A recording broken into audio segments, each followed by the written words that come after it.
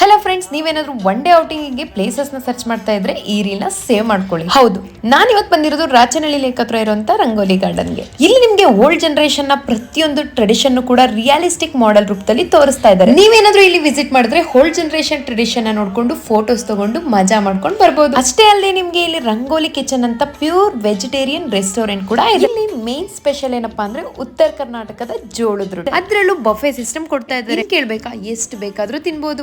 ಇದ್ರ ಜೊತೆಗೆ pottery making, tonga ride, ಆಸ್ ರೈಡ್, ಇನ್ನು ಕೆಲವು ಆಕ್ಟಿವಿಟೀಸ್ ಕೂಡ ಇದೆ. ರಂಗೋಲಿ ಗಾರ್ಡನ್ ಅನ್ನೋದು ಒಂದು ಒಳ್ಳೆ ಥೀಮು. ಸೊ ನಾವು ಬೆಂಗಳೂರಲ್ಲಿ ಎಲ್ಲೂ ಬೇರೆ ಕಡೆ ನೋಡಕ್ ಸಾಧ್ಯನೇ ಇಲ್ಲ. ಸೊ ಈ ಥೀಮ್ ನ ಇವ್ರು ಮಾಡಿರೋಕೆ ನಿಮ್ಗೆ ಏನ್ ಅನ್ಸುತ್ತೆ? ನನಗೆ ತುಂಬಾ ಇಷ್ಟ ಆಗಿದೆ. ಈಗಿನ ಜನರೇಷನ್ಗೆ ಇದೆಲ್ಲ ಅಷ್ಟು ಎಕ್ಸ್ಪೋಜರ್ ಇಲ್ಲದೆ ಇರೋದ್ರಿಂದ ಈ ಥೀಮು ಅವರಿಗೆ ಪರಿಚಯ ಮಾಡಿಸ್ಕೊಡುತ್ತೆ.